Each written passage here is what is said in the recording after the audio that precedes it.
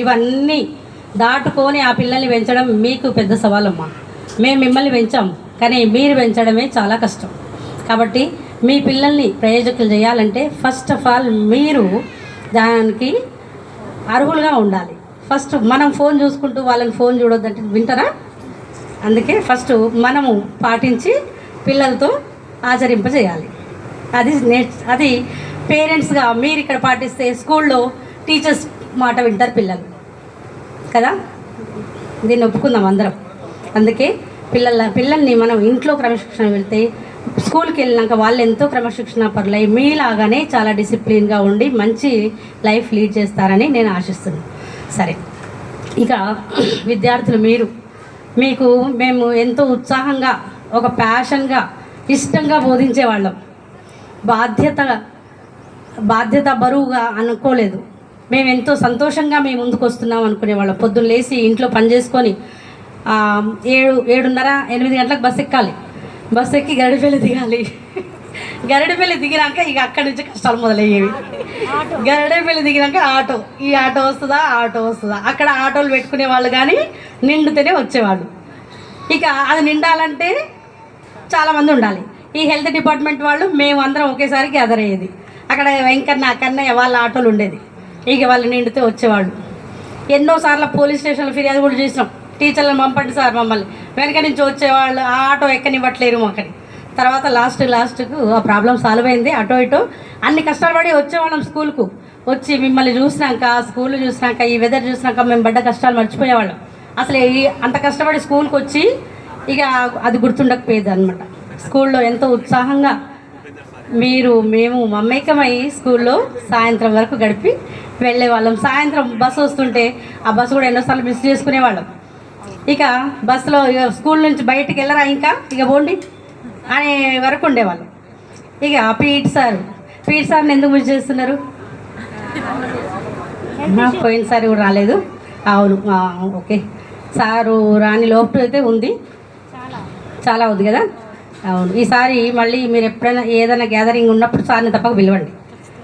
ఎందుకంటే మీరందరూ డిసిప్లిన్గా ఉన్నారు, స్కూలు ఒక డిసిప్లిన్లో ఉందంటే దానికి కారణం సారే. మేమందరం ఒకేసారి వచ్చినప్పుడు కొంచెం చిందరవందరగానే ఉండే. స్కూల్ అయినా ఈ స్కూల్ బిల్డింగు ఇదంతా గడ్డి గరక మొలిచుండేది. ఫస్ట్ నేను సుమతి మేడం పీటీ సార్ వచ్చినాక తర్వాత 3 నెలలకు మానస మేడం వచ్చారు. అప్పటికి ఇదంతా గడ్డి గరక మొలుచుంటే పీటీ సార్ ఫస్ట్ వచ్చిన 2-3 రోజులకే ఇక ట్రాక్టర్లు తెప్పించడం, ఇదంతా బాగు చేయడం ఇవన్నీ చేస్తుంటే అప్పుడు కృష్ణారావు సార్ ఉండే. Krishna Rao social sir. ఆ సార్ ఈ పిల్లగాడేంది ఇంత ఉరుకురుకు పని చేస్తుండు, ఈ ఉత్సాహం ఎప్పుడు ఉంటుంది ఆ పిల్లగా అనే సార్. ఆయన పెద్ద మనిషి. అదే ఉత్సాహం ఇప్పటి వరకు ఉంది పీటీ సార్లో కదా. ఎంతో మందిని తీర్చిదిద్దారు. కాబట్టి ప్రత్యేకమైన ధన్యవాదాలు సార్ తెలుపుకుంటున్నాను. ఇక్కడ మన దగ్గర లేకపోయినా కూడా ఇక నా విషయానికి వస్తే మొన్న కూడా చెప్పాను. నేను 2001 DSC 2లో ఇక్కడ రిక్రూట్ అయ్యి 10-11 వరకు ఇక్కడే ఉన్నాం అనమాట. 11 వరకు నాకు మంచి ప్లేసులు దొరకలేదు. ఇక్కడ ఉండాలని రాసిపెట్టుంది 10 ఇయర్స్. ఇక్కడ 10 ఇయర్స్, చిల్లపల్లిలో 10 ఇయర్స్, 20 ఇయర్స్, వాడపల్లివి 4 ఇయర్స్, 24 ఇయర్స్. కాబట్టి మీతో అనుబంధం ఎక్కువరా. నాకు నా సొంత పిల్లల్లాగా ఉండేది. మిమ్మల్ని ఎప్పుడన్నా మాట అన్నా ఒక బెదిరించినా నేను మళ్ళీ బాధపడేదాన్ని సార్. చిన్నపిల్లల్ని నేనే ఎక్కువ వర్క్ ఇస్తున్నానేమో, పిల్లలకి ఎక్కువ ఇబ్బంది పెడుతున్నానైంది, నేను కొంచెం తగ్గిస్తా అనుకునేదాన్ని అనమాట. అట్లా అనుకునేదాన్ని నాకు నేను. మళ్ళేమో లేదు పిల్లలకి ఎంత ఇచ్చినా వాళ్ళు గ్రాప్ చేసుకోగలరు అని మళ్ళీ నా మనసుకు నేను సర్దిప్పుకునేవాళ్ళం. అప్పట్లో మేము ఎంతో హ్యాపీగా సంతోషంగా వచ్చేవాళ్ళము. మేమందరూ సోదరభావంతో ఉండేవాళ్ళం. సార్లతోని టీచర్లు అందరం కూడా ఈర్ష్య దేశాలు లేవు. ఒకరి పట్ల ఒకరికి మాకు ప్రేమే కానీ వేరే ఏ విషయాలలో మేము ఈర్ష్య పడేటట్టు కానీ ఎక్కడ గొడవ పడేటట్టు కానీ మా స్టాఫ్లో కానీ ఏ స్టాఫ్తో కానీ మాకు గొడవలు లేవు. ఎంతో ప్రేమగా మీకు ఒక ఎగ్జాంపుల్గానే ఉన్నాం మేము ఎప్పుడైనా కూడా. ఇక మీరు అందరూ మంచి ప్రయోజకులు కావాలని మేము కోరుకునేవాళ్ళం. మీరందరూ అంతే డిసిప్లిన్గా ఉన్నారు, అంతే ప్రయోజకులయ్యారు. అందరికి గవర్నమెంట్ జాబ్స్ రావాలని కాదు నాన్న. ఉన్న ఏ వృత్తినైనా నిబద్ధతతోనే మనం ముందుకు వెళితే మనం డిసిప్లిన్ లైఫ్ను లీడ్ చేస్తే మన జీవితానికి అది సార్థకం. అందరు గవర్నమెంట్ జాబ్, అందరు ప్రైవేట్ జాబ్, వ్యవసాయం కూడా చాలా గొప్ప వృత్తి కదా. కాబట్టి అన్ని మనం చేసే ఏ పనైనా కూడా అంకిత భావంతో చేస్తే మనం అందులో సక్సెస్ కాగలం. పిల్లలు ఎంతోమంది కలుస్తుంటారు, వీరస్వామి కలుస్తాడు, ఎందుకంటే డిపార్ట్మెంట్ హాస్పిటల్ డిపార్ట్మెంట్లోనే ఉంటాడు కాబట్టి, మాడు మెడికల్ షాప్ కాబట్టి అప్పుడప్పుడు హాస్పిటల్లో ఒక 2-3 సార్లు కలిసాను. మనీ కలిసింది. పిల్లలు ఇప్పుడు మిమ్మల్ని చూస్తుంటే అప్పుడు చిన్నపిల్లలు కదా, ఇప్పుడు కొంచెం పెద్ద నారాయణమని గుర్తుపెట్టారు. ఫేస్ ఫీచర్స్ కొన్ని మారలేదు, నిరోషన్ గుర్తుపట్టగలం. కొన్ని పిల్లలందరినీ గుర్తుపట్టాము, కొంతమంది పిల్లల్ని కొంచెం లేటుగా గుర్తుపట్టగలుగుతున్నాం. ఇక ఆడపిల్లల ఫేస్లు అట్లే ఉన్నాయి, మగపిల్లల ఫేస్లు మాత్రం వాళ్ళు మరి పెద్దవాళ్ళు అయిపోయారు కాబట్టి కొంచెం గుర్తుపట్టడం కష్టమే అవుతుంది. మీరు చెప్పినాక పేర్లు గుర్తొస్తాయి. ఇంకేం చెప్పాలన్నా ఒక పాట పాడనా? సరే, అవునా? ఇంకొక విషయం చెప్పాలి. రాఘవేంద్ర రెడ్డి సార్, మేము వచ్చినప్పుడు head master Raghavendra Reddy sir 2 years మమ్మల్ని రెగ్యులర్ చేసి, రాఘవేంద్ర రెడ్డి సార్ పోయినాక మాకు సత్యనారాయణ సార్ హెడ్ మాస్టర్గా ఉన్నారు. సార్ హయాంలో 2 ఏళ్ళు కదా సార్, 2 years చేసాం సార్. 2 years తర్వాత మా పూర్ణచంద్రారెడ్డి సార్ వచ్చారు, వెంకరెడ్డి సార్ వచ్చారు, నల్లమూలు వెంకరెడ్డి సార్ వచ్చారు. అవును సార్, కబురు ఇచ్చారా సార్కు? లేరట్నా? ఓకే, వెంకరెడ్డి సార్ తర్వాతని మనకు పూర్ణచంద్రారెడ్డి సార్ వచ్చారు. తర్వాత మళ్ళీ రాజశేఖర రెడ్డి సార్ వచ్చారు. సార్ ఇంతమంది హెడ్ మాస్టర్లో చేసిన సార్, నిజంగా నేను వచ్చే హెడ్ మాస్టర్లో సోదర ఉపాధ్యాయులతో చేసిన 10 years ఇక్కడే ఉన్నా కదరా. ట్రాన్స్ఫర్కి వెళ్ళే వాళ్ళము, అప్పుడు ఆన్లైన్ ట్రాన్స్ఫర్ కాదు, వెళ్ళే వాళ్ళం. మంచి ప్లేస్ లేదంటే నాట్ వీలింగ్ పెట్టి మళ్ళీ వచ్చేవాళ్ళం. ఏది మేడం దొరకలేదా అంటే, దొరకలేదు సార్, మళ్ళీ ఇక్కడే ఉన్నా అంటే, మంచి పని ఇక్కడే ఉండండి అనేవాళ్ళు. అట్లా 10 years ఉన్నాక తర్వాత తప్పలేదు కదా.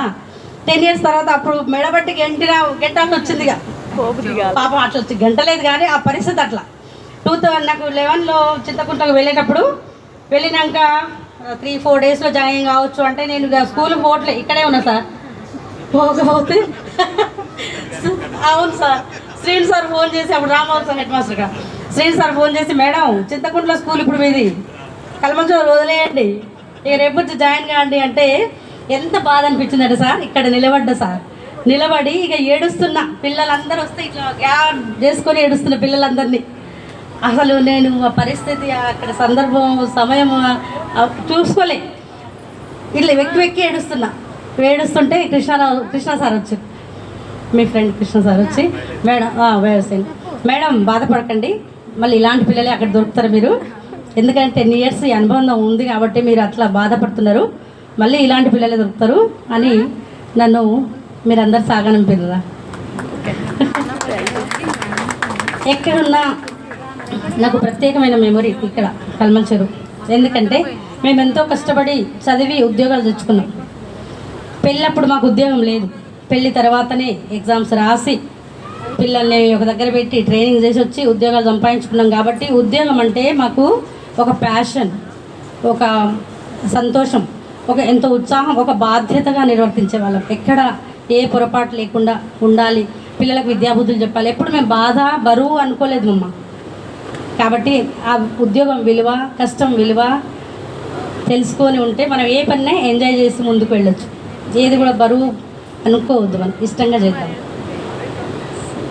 తర్వాత ఇక ఈ విధంగా సార్లతో మమేకమై ముందుకు వెళ్తూ, పరిశ్రమల సార్ 2 ఏళ్ళే ఉన్నారు కదా సార్, 2 years 3 years ఉన్నారు. 3 years పరిశ్రమల సార్ పోయినాక శ్రీదేవి మేడం, ఈ విధంగా అందరితోని మమేకమై ముందుకు వెళ్ళి దేవుడి దయ వల్ల 24 years సర్వీస్ కంప్లీట్ చేసుకున్నాం.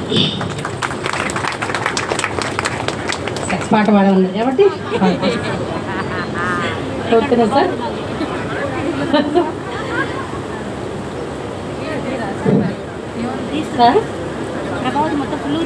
ఎంత పోయిందా జైనా? లేదు లేదు, ఒక 2 నిమిషాలు.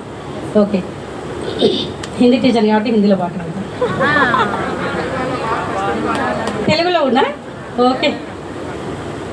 फूलों में जो खुशबू आई अजूबा है, तितली ये सारे रंग लाई अजूबा है, हवा की बांसुरी बजाई अजूबा है, कोयल गाती है गीत अजूबा है, ये भी अजूबे है इन्हीं और अजूबे है, धरती से अंबर से पर्वत से सागर से हमने सुना गीत अजूबा है। ओ पहली नजर में दोनों दिलों में हुर्वों करार अजूबा है। పువ్వుల్లో దాగున్న పళ్ళెంతో అతిశయం, ఆ సీతాకోక చిలక ఒళ్ళెంతో అతిశయం, వేణుల గాలి సంగీతాలే అతిశయం, గురువెవ్వరు లేని కోయిల పాటే అతిశయం, అతిశయమే అచ్చర ఉందే మీరే మా అతిశయం, ఆ సిరులు ఈ జరులు ఏ సిరులు లేనప్పుడు ముందున్న మీరేగా అతిశయం. 16 ప్రాయ పర్వంలో అందరికీ పుట్టేటి ప్రేమిగా అతిశయం.